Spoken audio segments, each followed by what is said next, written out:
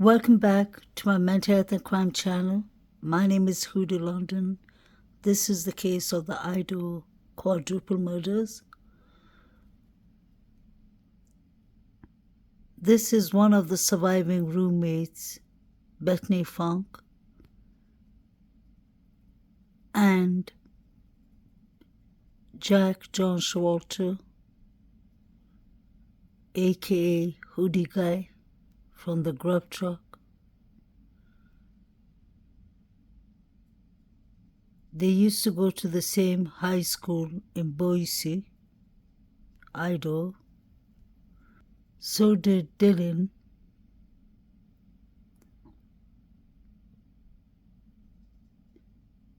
And allegedly Maddie, his boyfriend Jake. Look at how close they're sitting.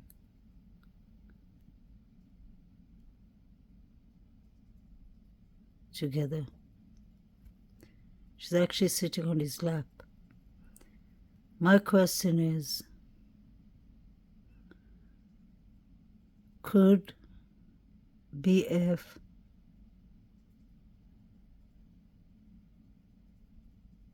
have been doing favors for ex-boyfriend, I guess?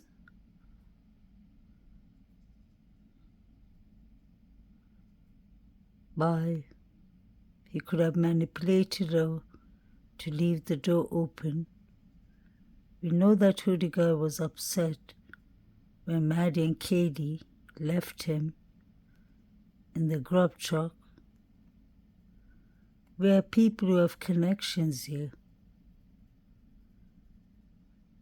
And if we are trying to research or investigate a case, although we are not law enforcement or detectives, but all skills comes in handy. And as a therapist, I would have thought that they're too close. They know each other well.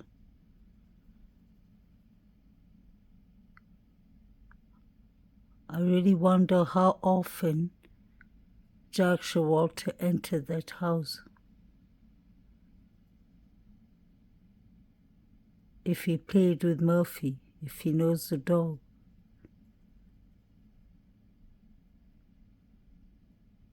He could have been the stalker Kaylee was allegedly talking about.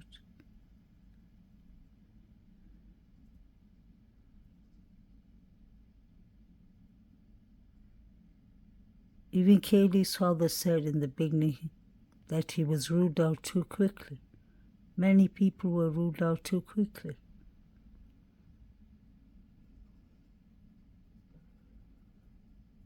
I always say, and I always believe, this is for entertainment purpose only, that somebody in the inside was working with whoever did this crime, whether it was BK, whether it was the fraternity boys, because there was a fight in the Sigma Chi, whether it was one of the Jacks.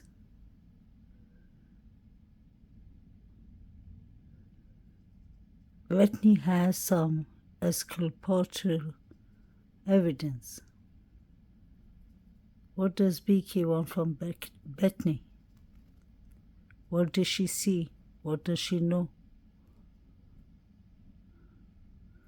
What have we heard from one of the YouTube creators that was from the Sigma Chi boys? Why should we believe anything they say? They could be part of this whole quadruples. Wouldn't be surprised if BK was working with them. Anything could be possible. But I don't think BK did this crime by himself. I've always said that. Because BK's alibi sucks, to be honest.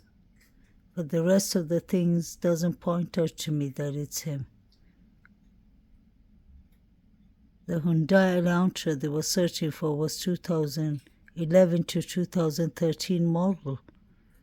Brian Koberg was driving a 2015 model. The timelines in the beginning was 3 to 4 a.m. All the movements we were watching was from 2:54.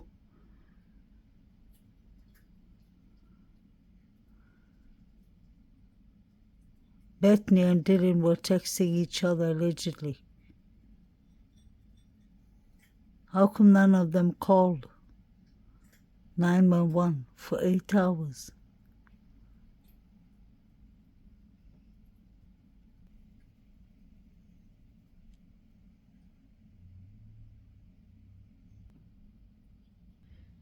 I wanted y'all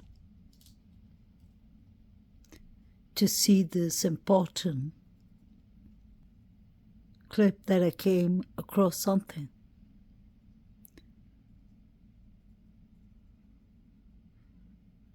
When the police officer knocks at the door before Kaylee and Hunter Johnson come out, pay attention to the sliding door. Every time they open it, it's really loud. So if a stranger or suspect or intruder came in, I believe they would have heard it clearly because it's very loud. Pay attention to it.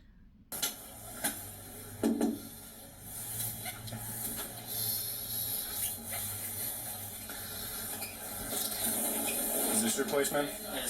Okay, would you mind going and getting somebody who's placed this? Oh, she is? Yeah, she's at the front door. Do you want to send her up back here? I apologize. We knocked at the front door, no one came. I'll be right back. Yep, thanks, man. You heard how loud that was? The door was quite loud. So if somebody came in, I'm sure one of the 5 people would have heard it. Because it makes a loud noise. Hey there.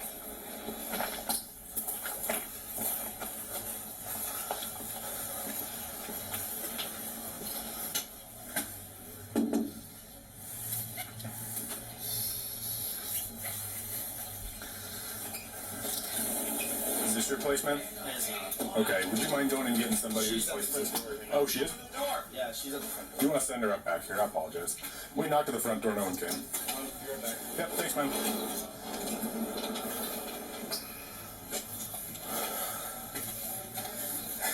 Yeah, I took one look at that speaker. I said,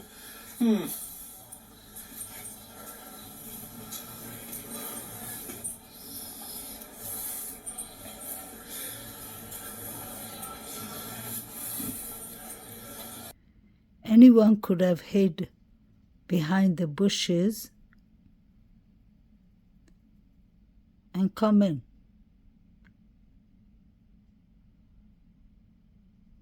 From the pathway. Just like Inan Harsh said. But the sliding door is loud.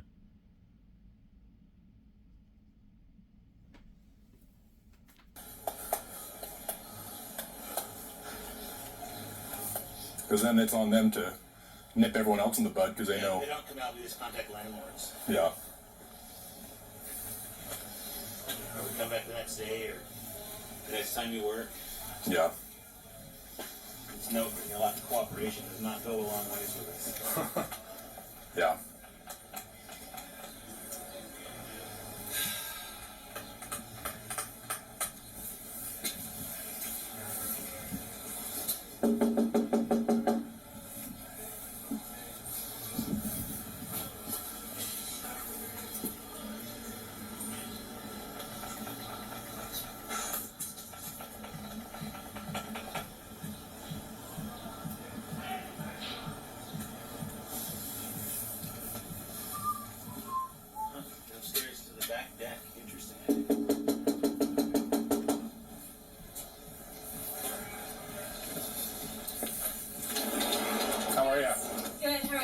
Is this your place? Yeah. Perfect. You know over here.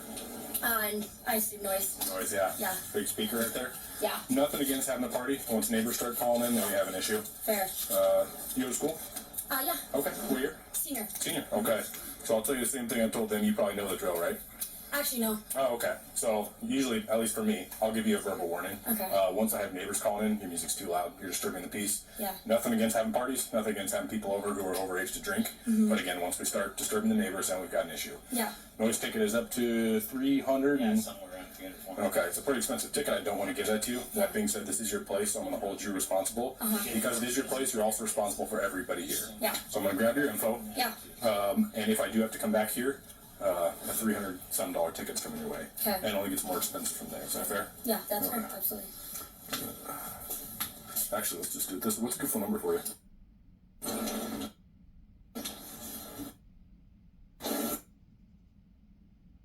Is this 1122 here? Yeah. Okay.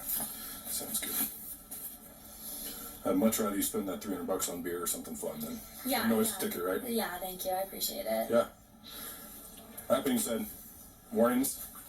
Don't do it again. Yep. I'd hate to come back in a few hours and then have to issue that. So, Yeah. any questions for me? No. All right. Have a great rest of your day. Thank you. You too. Where was Hunter that night? He was the one called before 911, and he was Ethan's best friend.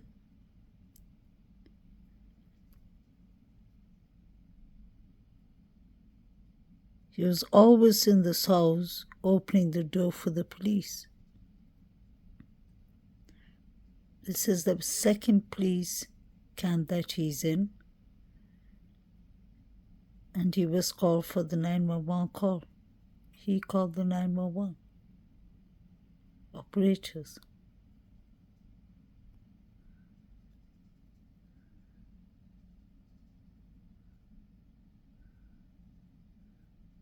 Was he sleeping down in the first floor? In the empty room, maybe?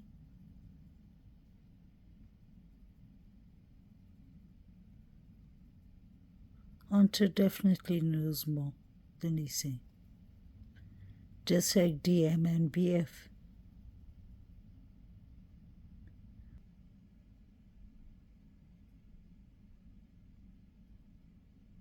They have the wrong car. They were searching for 2011 to 2013 Hyundai Elantra.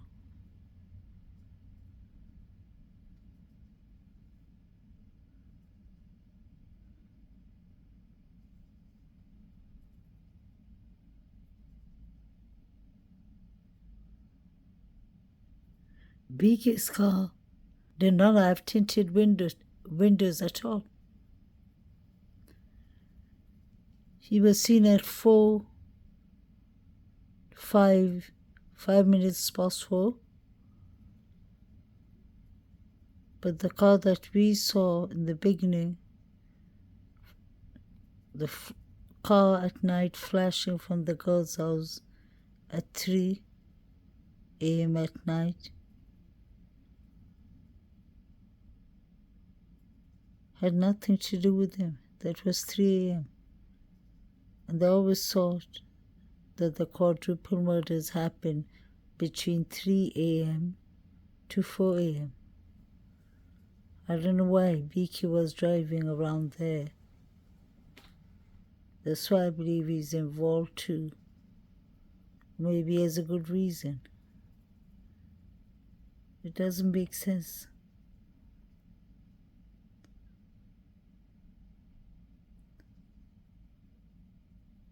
And there should have been more DNA found in the house if BK did it. They wouldn't be going around with genealogical DNA.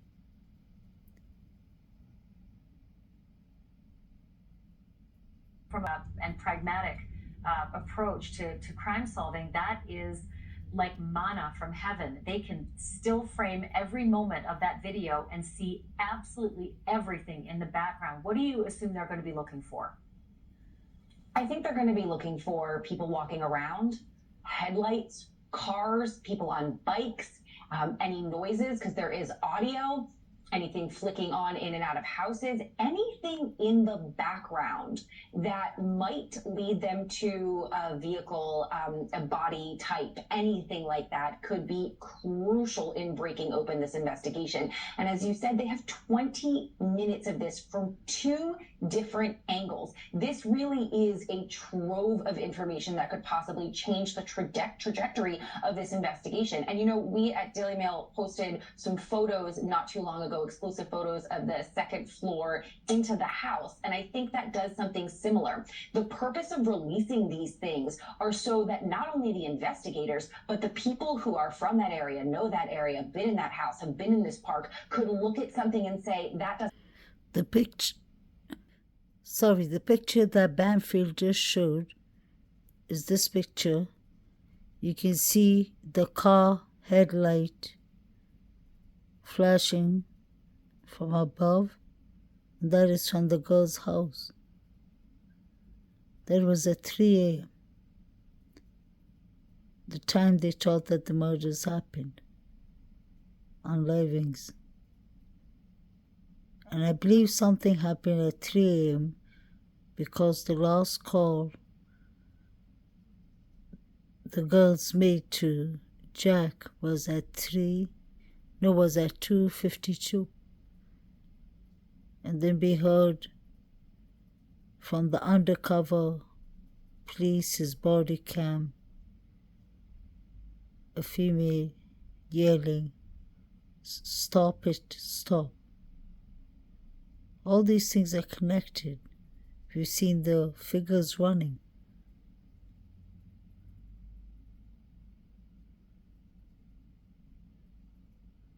Was that the car that they were allegedly searching for, but they mistook it for Brian Christopher Kohlberger's car? You can see that's Taylor Avenue. And that white car there is old. I've seen pictures of figures sitting inside.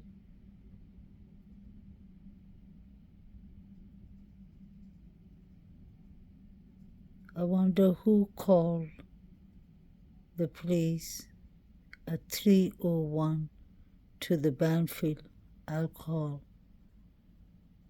search. But look at the light of the car, the headlight. That's in front of the girl's house. So who was there? 3 o'clock. And the figures we saw running was 3:12. I believe there were many people involved in these horrific crimes. There were many people. Some on foot, and there was a car, but I don't think it was BK's car. Why did they change the timelines from 3 to 4 like they originally said for 49 days to later 4:05 to 4:25? It doesn't add up. Kaylee's sister is clearly saying that they let the dog go out for potty. Did something happen? Did they call Jack because they couldn't find Murphy? Was that why they're trying to call Jack? Some photos not too long ago, exclusive photos of the second floor into the house. And I think that does something similar. The purpose of releasing these things are so that not only the investigators, but the people who are from that area, know that area, been in that house, have been in this park, could look at something and say, that doesn't look right, that piques my interest, and contact investigators. The public's viewing of these things is integral to solving this case. Well, I mean, I would be looking for headlights that are moving around. It's 3 o'clock in the morning. It is not a normal time for loads of traffic. So any headlights that are moving in a certain direction may have come from a direction where there would be other cameras. I would be, without question scouring. I'd be blowing up every single inch of that to see if there's a shadowy figure moving in a certain direction. Again, it's 3 o'clock in the morning. And how are they should be out on the moving? street. You know, how are they moving? How are the cars driving? Are they, is it oddly slow? Is it really fast? Are they running? Do they look suspicious? Do they look like they're hiding from something? Are they moving swiftly? Do they discard something? These could all be really important points. Huge. Not only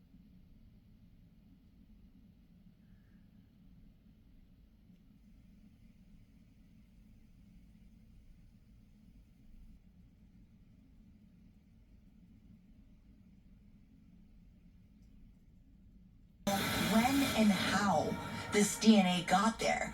I'm not at all worried about the DNA. Music down. Turn the music down. Hello, miss. What's your name? Xana. Xana, do you live here? Yes. We've already talked to Maddie once and told her the same thing. The house at 1122 King Road, where 4 University of Idaho students were murdered, was known as a college party house going back before Kaylee, Maddie, Xana, Dylan, and Bethany all lived there.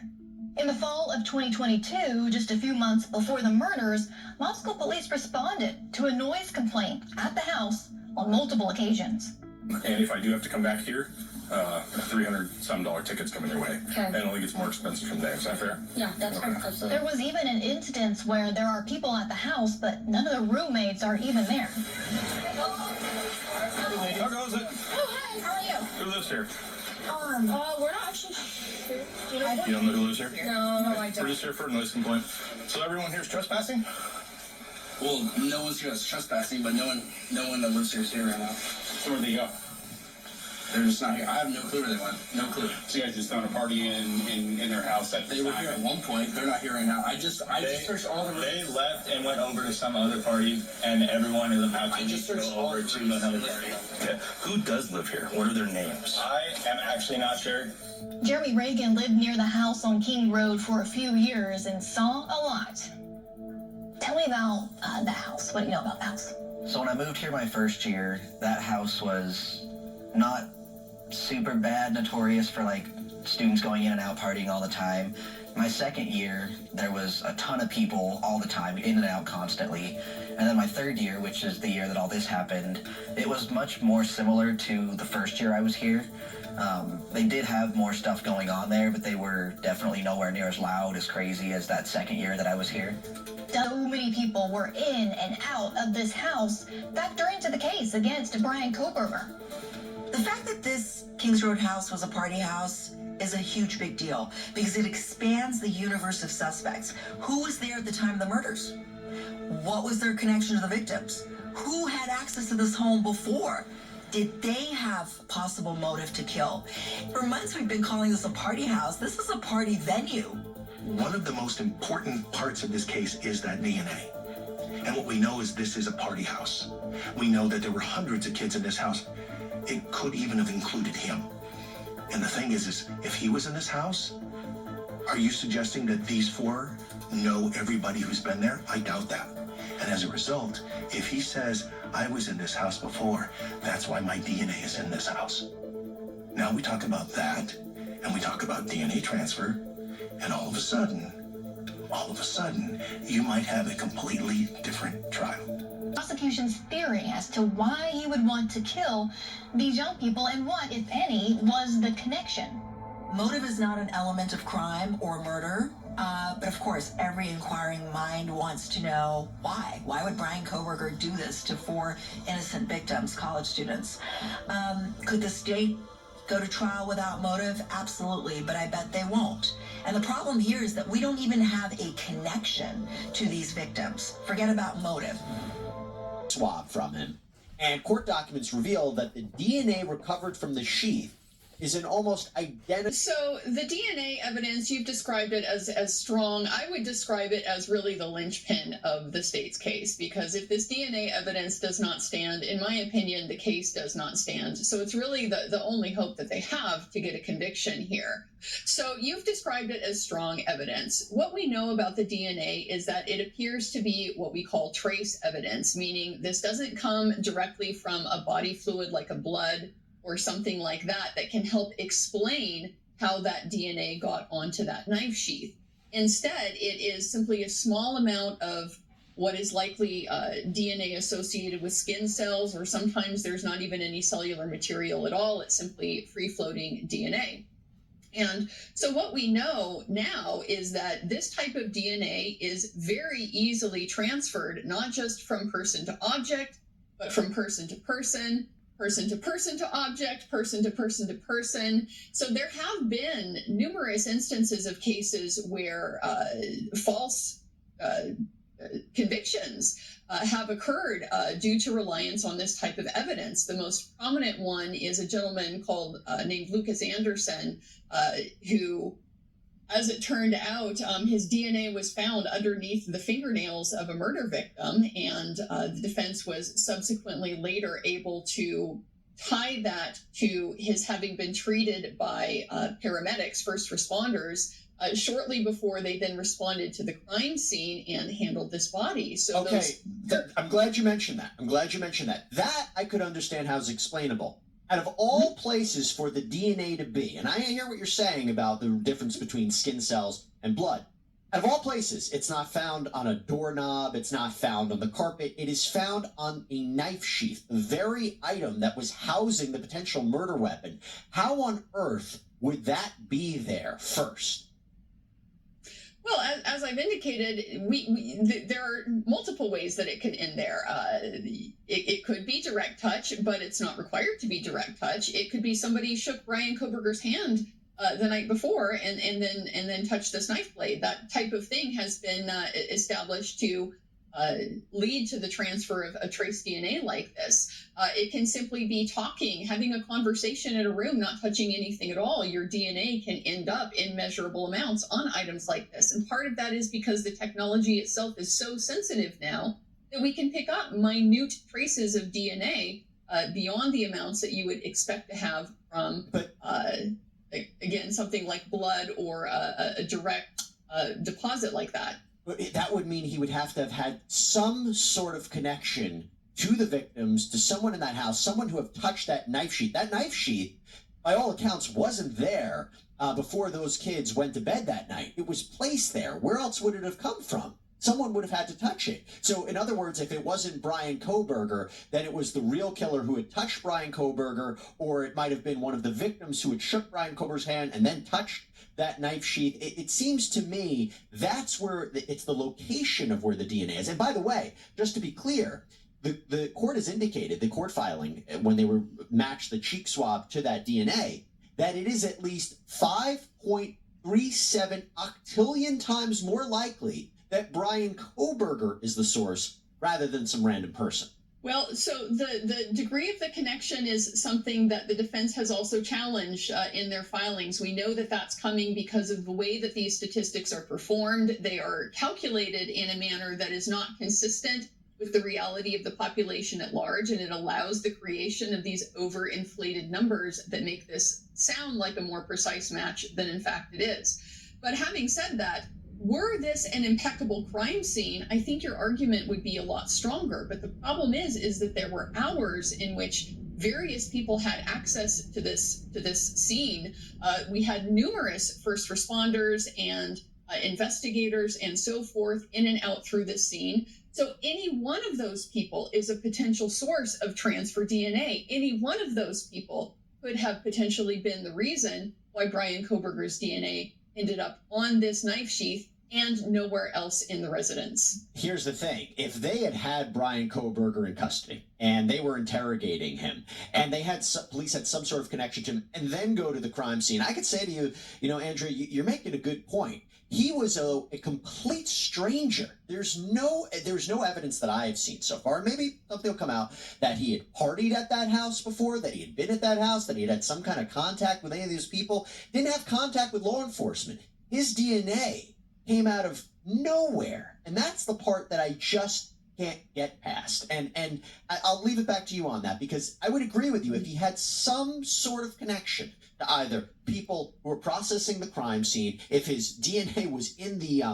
or his materials, genetic material was somehow in the possession of law enforcement beforehand, or if he had some connection with the victims or the people in that house, I'd agree, but it seems too limited there. Well, I think some of that does cut both ways. As you pointed out, the defense has indicated in their court filings there is no evidence of any connection between Brian Kohberger and these victims, which is a circumstance you would expect from a killing like this if it's a targeted type killing. But that aside, we do know that Brian Kohberger had at least some nominal contacts with law enforcement, because we know that he had applied for an internship with the Washington State University Police. We don't know if that internship was ever granted or not. But also, he is a criminology student. He's working in this area, so there are potential nexuses there between Brian Kohberger and potentially the investigators who ended up at the scene. And the main reason why is because of that very critical detail in the previous case that you mentioned, which is the presence of blood. The problem with DNA evidence isn't so much the fact that it exists, it's explaining how it got there. And with something like blood in a murder setting, there's a pretty strong inference that you have to draw that means the person was present and bled on the item from which the blood was recovered.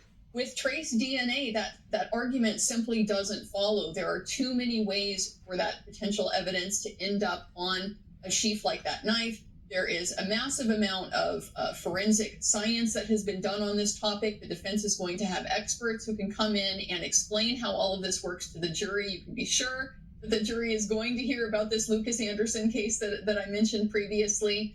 This is simply not the weight of evidence that something like a blood sample is going to give the state. And so because of that, it's all the more important that the surrounding circumstances strongly corroborate the state's theory of how these killings occurred.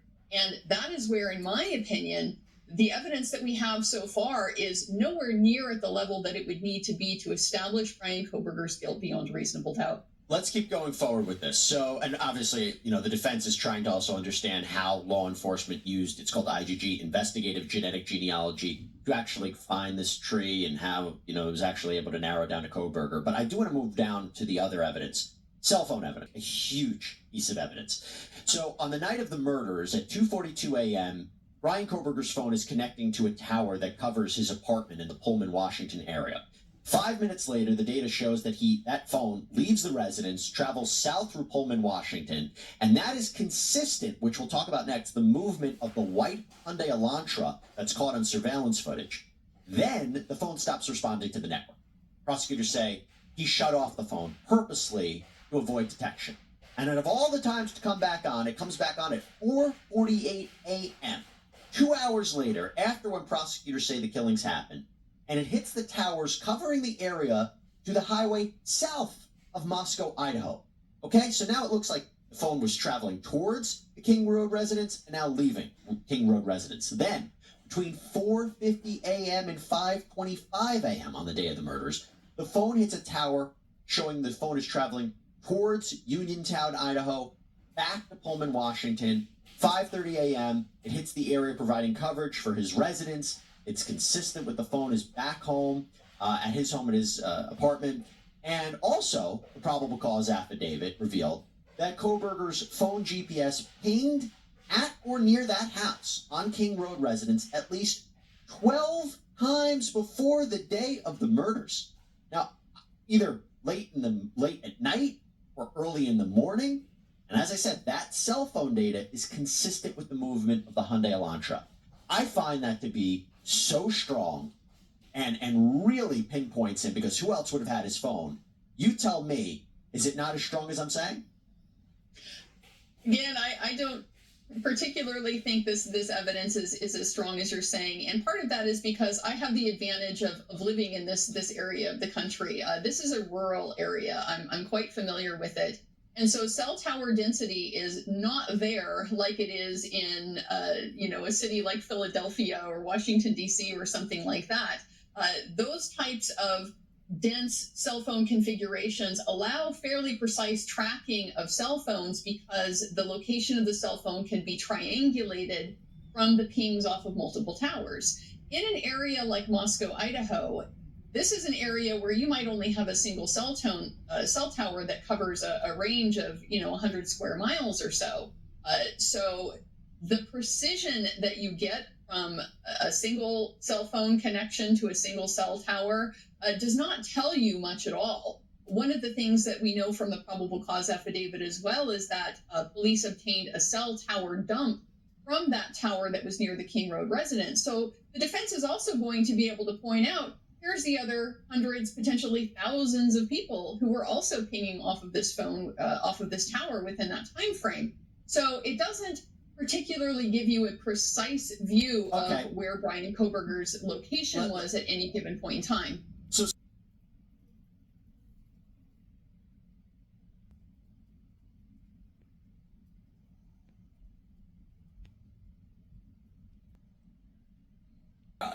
We will live right for you every day with your mentality in our mind. We love you so much. She embodied her own sunshine, and that's when her skies became limitless. I sent to my heart. I met Charlie D'Amelio, check! Most important is love. Like it's the only thing you know how. Nothing even matters except love and human connection. You know, I'm not a big drinker, but maybe I should have something. You're not a big drinker? I was lucky enough to be able to explore life with Maddie.